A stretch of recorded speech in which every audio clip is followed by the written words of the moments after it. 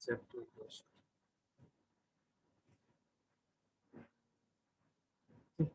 Set सबसे पहले define करते हैं सेट होता क्या है।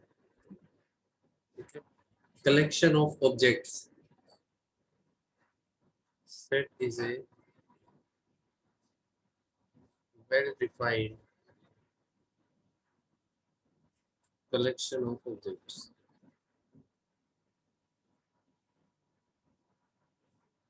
जैसे मान लो मैंने कहीं पे ये कहा कि नेचुरल नंबर लिखो, आप कहोगे 1 2 3 4 5 अप टू इंफिनिटी। इसका मतलब क्या है? ये एक वेल डिफाइंड कलेक्शन है जिसको तुमने नेचुरल नंबर सुनते ही एक आइडिया हो गया कि हाँ ये नंबर होंगे। सेट ऑफ बुक्स हो,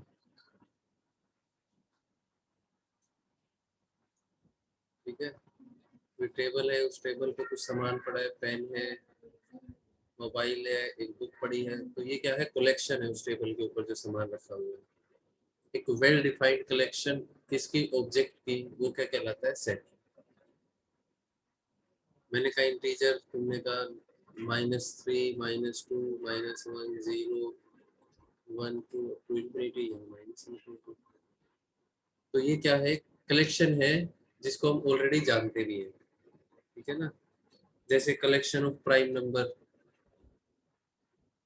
कलेक्शन ऑफ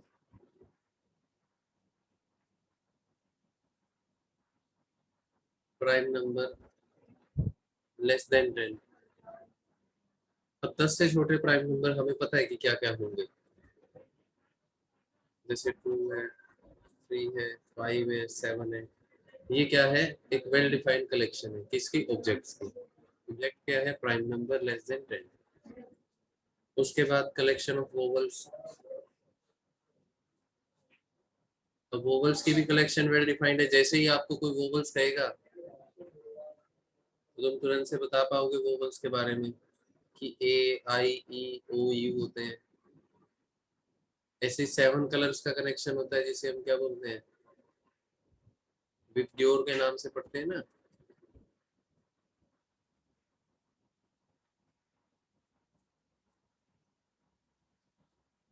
ठीक है, तो ये सब क्या है? कलेक्शन है, एक वेल डिफाइंड कलेक्शन ऑब्जेक्ट्स की। और एग्जांपल दिए हुए हैं, the collection of river in India, collection of mathematics books in library, collection of given integers, the object which belongs. देखो ये जो मैंने लिखे हैं ऑब्जेक्ट, इनको हम क्या कहेंगे? आर कॉल्ड एज मेंबर्स और एलिमेंट्स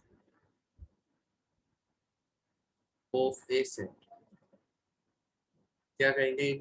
जो भी मैंने लिखे हैं नंबर्स, ऑब्जेक्ट्स को मेंबर्स या एलिमेंट्स किसी सेट के। मींस ये जो 1 2 3 4 5 है इनको हम कहेंगे एलिमेंट्स ऑफ ए सेट। अभी नोट कर लेना, टाइम दूंगा बाद में। उसके बाद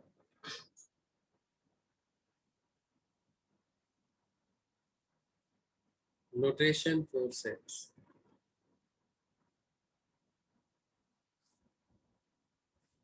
Sets are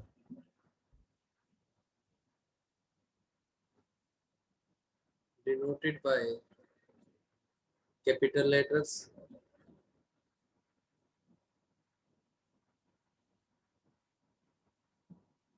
of alphabets, जैसे ए बी सी। ये सभी क्या है? सेट्स को डिफाइन करेंगे।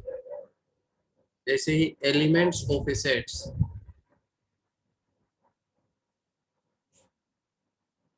denoted by small letter of alphabets, जैसे A B C. Small letter से तो हम किसको डिफाइन करेंगे? Elements of a set. और कैपिटल लेटर से सेट को। ठीक है, ये इसकी नोटेशन है। आ रही है बात समझ में? मैंने लिखा a element yes sir. Belong to A. इसको ये जो सिंबल है ई, इसको क्या बोलते हैं? Belongs to.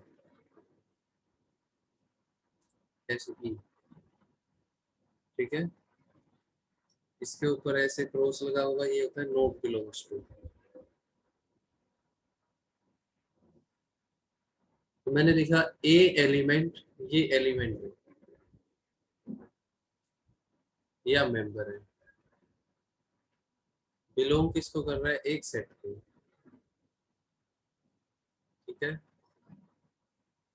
A element belong to set A, ऐसे ही नॉट बिलोंग टू का साइन लगा है। उसके बाद नंबर्स के केस में कुछ सेट है जो हमें ध्यान भी रखने हैं। मोस्ट इंपोर्टेंट चीजें notation. The set of all natural numbers denoted by capital.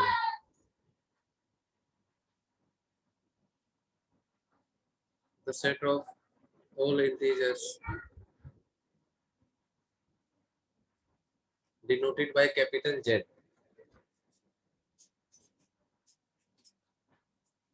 The set of all rational number denoted by capital Q R. The set of all real number, ठीक है। Z positive. The set of all positive integer R positive. The set of all positive real number Q positive. The set of all positive rational number C. The set of all complex number. ये हम पढ़ेंगे अभी fourth chapter में, fifth में, sorry, complex number, ठीक है। तो ये कुछ नोटेशंस हैं। अगर मान लो कहीं पे ये दिया गया है एन मेंशन है, इसका मतलब उसने हमें क्या दे दिए? नेचुरल नंबर दे दिए सभी। कहीं पे जेड मेंशन है तो इंटीजर्स है, क्यू है तो रेशनल नंबर है, आर है तो रियल है, ठीक है। इनके ऊपर पॉजिटिव या नेगेटिव लिखा हो तो positive integer, negative integer, R positive R negative, positive real negative real, Q positive Q negative, positive rational negative rational, ठीक है। उसके बाद representation of sets.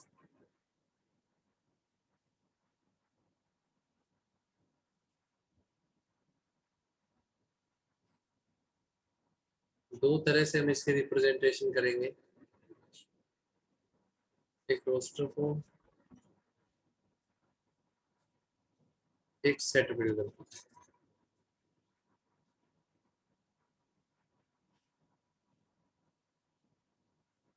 Roster form का दूसरा नाम टेबुलर फॉर्म,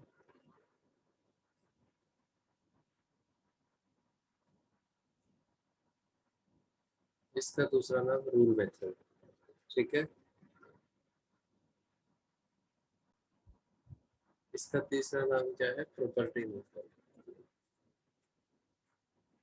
11th में ये दो ही दिए हुए, सेट बिल्डर और रूल। तीसरा इसका प्रॉपर्टी मेथड, ठीक है। टेबुलर फॉर्म क्या होती है? जनरली टेबुलर की बजाय हम रोस्टर फॉर्म पढ़ रहे होंगे, ठीक है। नाम इसका रोस्टर और इसका सेट बिल्डर, ये दो फॉर्म पढ़ेंगे। ये वाले नाम बहुत कम यूज होते हैं। इसके अंदर क्या है? List all the elements of the set, separating them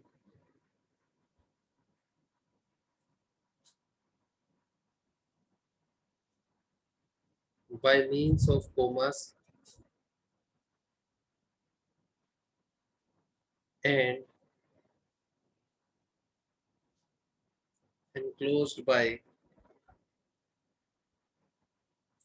curly bracket।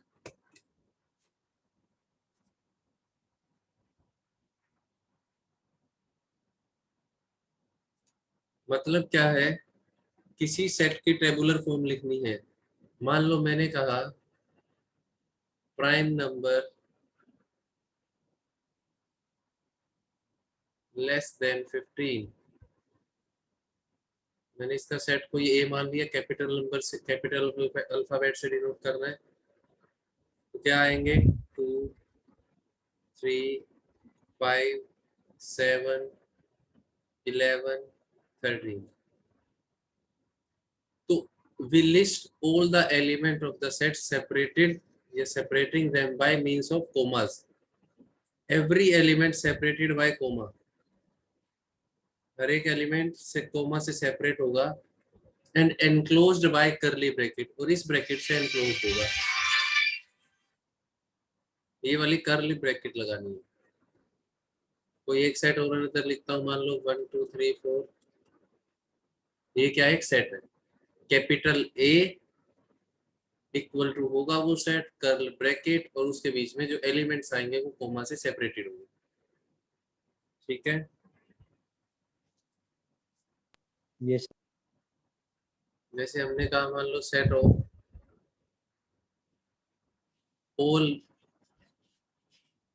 Natural number n is equal to 1 2 3, और ये अप टू इंफिनिटी तक चलता रहेगा।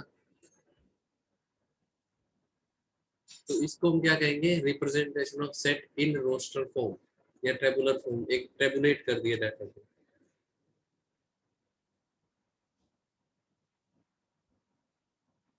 उसके बाद अगर मान लो एलिमेंट है 1 2 3, एलिमेंट है 2 3 1, एलिमेंट है 3 2 1। अगर एलिमेंट सेम है और वो आगे पीछे लिखे गए हैं, तो इसका मतलब वो सभी सेट क्या है, सेम सेट है। ठीक है, the order of writing the elements of a set is immaterial, मतलब कि उसका कोई इम्पैक्ट नहीं है। कोई एलिमेंट आगे पीछे लिख दिया, it denotes the same set. वो क्या दिखाएंगे कि वो सेट क्या है, सेम है। एलिमेंट आगे पीछे हो सकते हैं। ठीक है,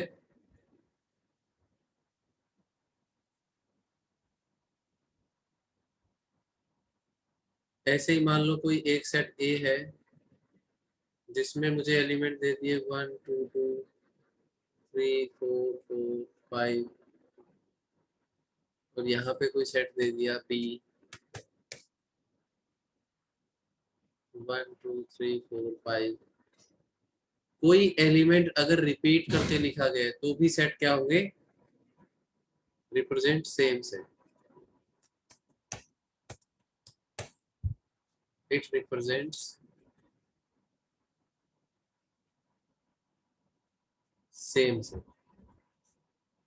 एलिमेंट्स आगे पीछे लिखे गए हैं तो भी सेम सेट को रिप्रेजेंट करेगा। अगर एक एलिमेंट को 2 या 3 बार 4 बार या इंफिनिटी टाइम्स रिपीट किया गया तो वो क्या होंगे, तो भी सेम सेट होंगे।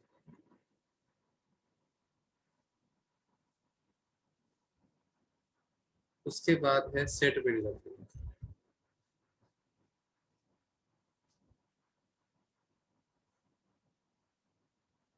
नाम से ही पता चल रहा है सेट बिल्डर। ठीक है, इसको लिखना कैसे है, ए इज, अगर कोई सेट लिखता हूँ, पहले मैं ए सेट लिख देता हूँ।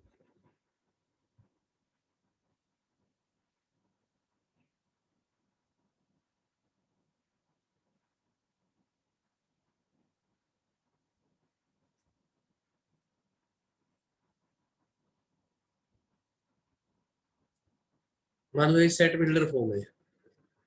क्या लिखा मैंने, x such that x is a vowel in English alphabet. मतलब कि एक डेफिनेशन आपको दे दी गई है, इससे आपको मान लो सेट बनाना है।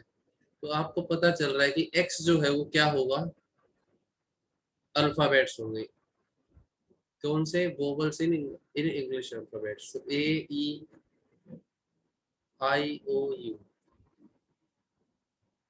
और x belongs to vowels in English alphabet, या x बिलोंग्स टू ए लिख दो, क्योंकि ए भी तो वही है।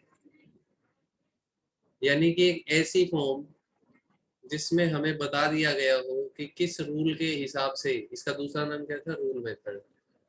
एक रूल मेंशन किया गया हो, उस रूल के हिसाब से हमें सेट बिल्ड करना है। x is a natural number, comma x less than equal to 10। मान लो आपको ये सेट लिखना है, तो क्या कह रहे हैं, x एक नेचुरल नंबर हो और x क्या हो, 10 से छोटा या 10 के बराबर। अब हमें पता है नेचुरल नंबर 1 से स्टार्ट होते हैं, और एक क्या है, 10 से तो छोटा ही है। अब नेचुरल नंबर तो 1 to infinity, up to infinity तक जाते हैं, 1 2 3 अप टू इंफिनिटी। बट हमें सिर्फ वो नेचुरल नंबर लिखने हैं जिनकी कंडीशन हमें दी गई है इस सेट में, कि वो एक्स लिखो जो लेस देन क्या है और इक्वल टू 10 के है। तो ये एक नया सेट बना दिया हमने 1 टू 10 तक। तो इसको रूल मेथड क्या कहा, एक रूल आपको दिया गया होगा, उस रूल के अकॉर्डिंग आपको सेट को अपने हिसाब से लिखना है। ठीक है, मान लो कोई एक सेट और मान लेते हैं, A x such that x is between 2 to 10 and x belongs to natural number। इसका मतलब क्या है, x 2 और 10 के बीच में और नेचुरल नंबर हो। तो आप a को क्या लिख सकते हो, 2 3 4 5 6 7 8 9 10, क्योंकि 2 और 10 के इक्वल होना चाहिए और नेचुरल नंबर होना चाहिए। तो ये एक सेट बन गया किस, इस रूल के अकॉर्डिंग। इसको बोलते हैं सेट बिल्डर फॉर्म। लिखने का तरीका, x ये दो डॉट्स जो लगा रहे हैं, इसका मीनिंग क्या बताया, सच दैट x सच दैट, फिर x के बारे में डिफाइन किया गया, x क्या है, x सच दैट, x के बारे में डिफाइन किया, x सच दैट, फिर x के बारे में डिफाइन किया। ठीक है,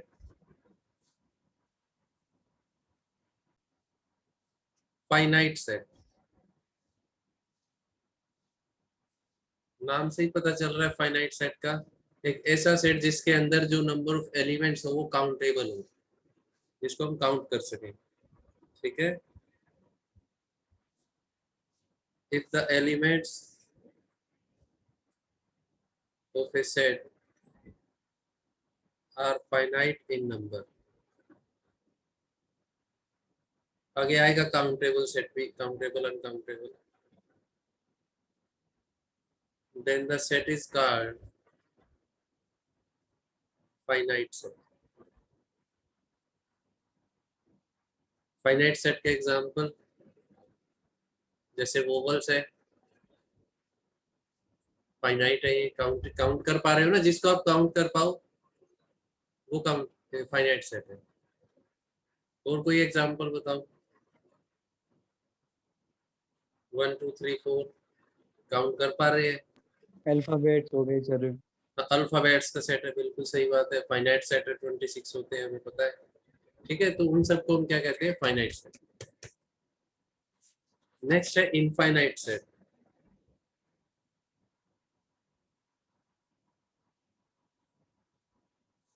if the element of a set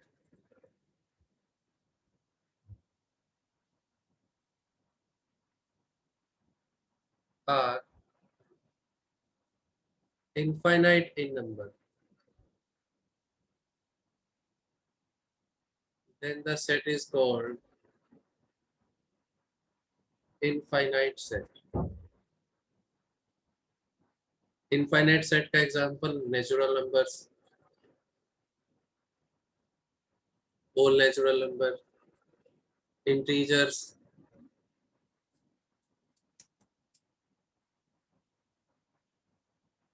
जिसको आप काउंट ना कर पाओ, इनफाइनाइट। ठीक है,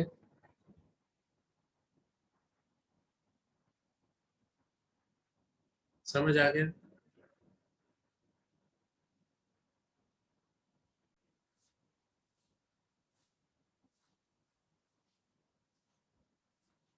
है ना, नाम से पता चल रहा है सिंगलटन सेट में a set containing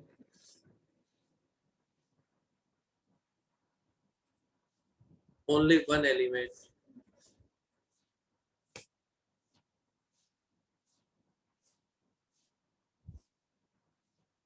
is called as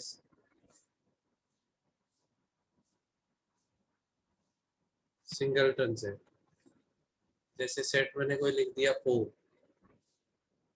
एक सेट लिख दिया सिर्फ ए, ठीक है, ऐसे सेट को क्या कहेंगे? Singleton set.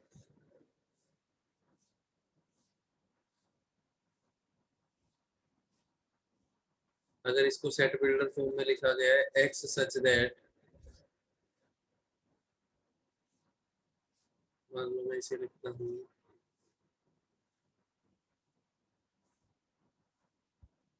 1 और 3 and x belongs to natural number, तो 1 और 3 के बीच में नेचुरल नंबर क्या आएगा?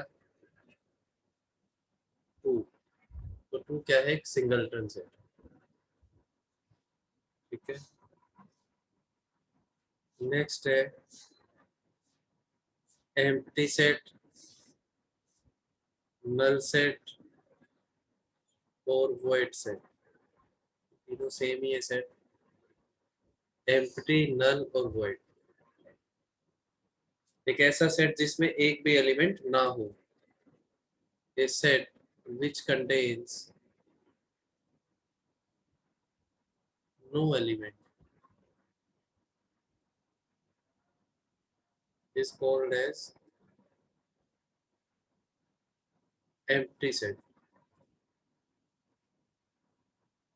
ठीक है, generally empty set denoted by 5। किससे डिनोट करते हैं इसको? 5 से। आई।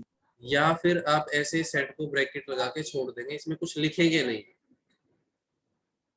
अगर कहीं पे आपको ये ब्रैकेट ऐसे लिखी मिलती है, इसका मतलब ये क्या है? नल सेट है। या फिर एक सिंबल दे दिया 5, इस 5 के ब्रैकेट मत लगा देना। अगर 5 को भी ब्रैकेट लगा देंगे तो क्या बन जाएगा? ये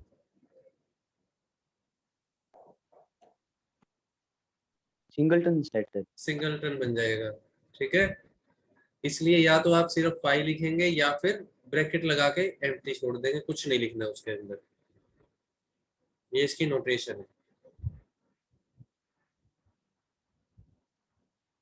जैसे मैंने कहा set A x such that 1 to 2 and x belong to natural number. 1 से 2 के बीच में कितने नेचुरल नंबर आते हैं?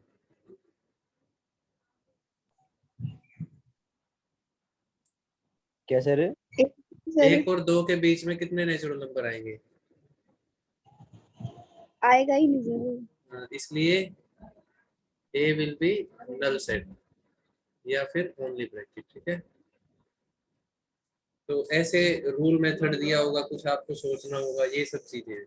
ये देखो, जैसे ये कह रहा है, बहुत बढ़िया एग्जांपल दिया इसमें, x is real, x such that x क्या है? एक रियल नंबर है, and x square plus 1 equal to 0।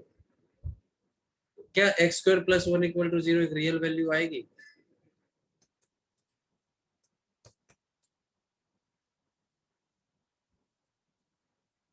X square equal to -1 आ गया। क्या किसी भी नंबर का स्क्वायर नेगेटिव हो सकता है? No sir. इसका मतलब नो एक्स सर। रियल भी नहीं होगा, तो सेट यहाँ पर क्या होगा? एम्प्टी, या फिर ऐसे ब्रैकेट लगा देंगे। ठीक है, पढ़ेंगे बाद में हम इसका आंसर। कॉम्प्लेक्स रूट आते हैं जो इसके, कॉम्प्लेक्स रूट को बाद में पढ़ेंगे।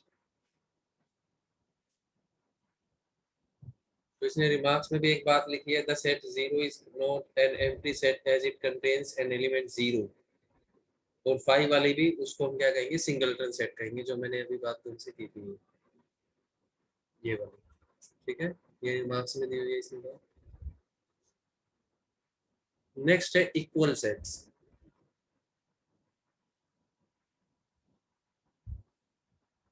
ठीक है, two sets A and B are said to be equal if every element of set A is an element of set B and every element of set B is an element of set A। Equal set कब कहेंगे, दो set A और B बराबर कब होंगे, जब A के सभी एलिमेंट B में हो और B के सभी एलिमेंट A में हो। ठीक है, जैसे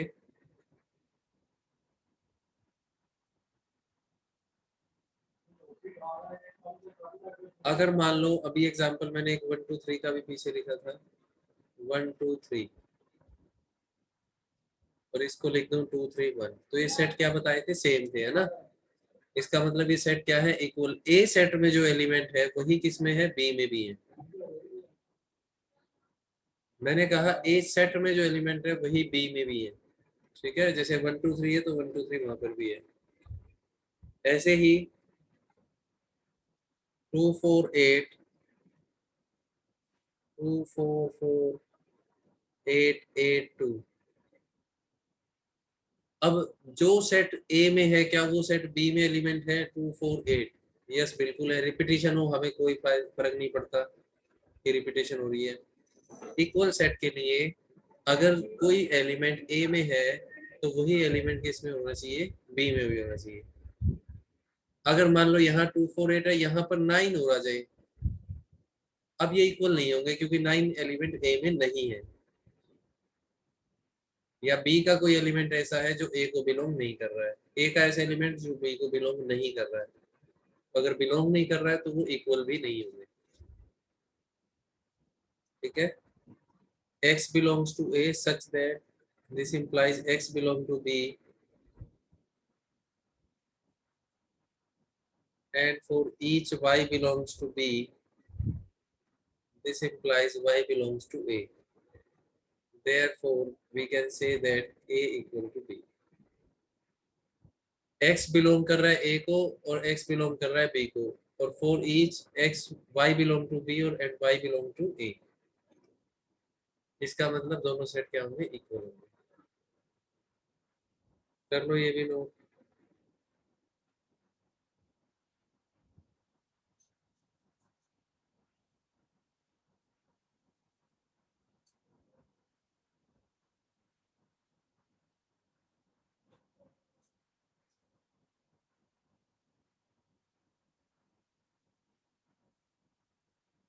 समझ yes, आया sir. ना ये इक्विवेलेंट, ये equal set, Yes, sir.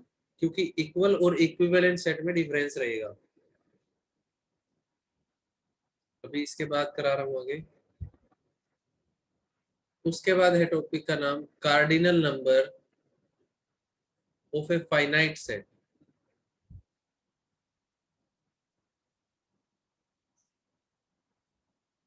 Finite set का कार्डिनल नंबर का मतलब क्या है, order of a finite set.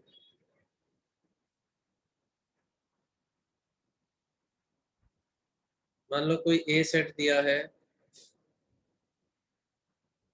तो एन ऑफ ए कितना होगा, 4। Number of elements present in set A is equal to 4। तो इसको क्या कहेंगे, 4 को cardinal number of a finite set या order of a finite set. Easy है बिल्कुल समझने में। नेक्स्ट है equivalent set to finite set. Equivalent के लिए क्या कंडीशन है, पहली बात वो फाइनाइट होना चाहिए। A and B are said to be equivalent if the number of elements in A is equal to the number of elements in B. अगर मैंने A सेट लिखा है 1 2 3, B सेट लिखा है 2 3 1, तो ये दोनों सेट इक्वल भी हैं और इक्विवेलेंस भी हैं। अगर मैं लिखता हूं यहाँ पर 2 4 6, बी सेट लिखता हूं मैं 2 2 4 6 6, तो ये सेट इक्वल है बट इक्विवेलेंट नहीं है।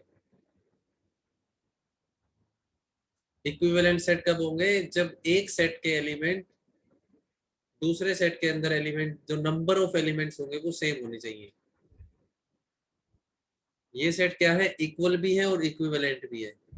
मान लो मैंने सेट लिखा 1 2 3, बी सेट लिखा मैंने 4 5 6, ये सेट इक्विवेलेंट तो है क्योंकि n of A equal to n of B है, बट ये सेट इक्वल नहीं है क्योंकि एलिमेंट्स जो प्रेजेंट है सेट ए में वही एलिमेंट सेट बी में प्रेजेंट नहीं है।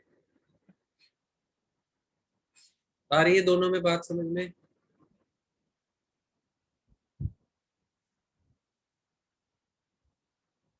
ये सर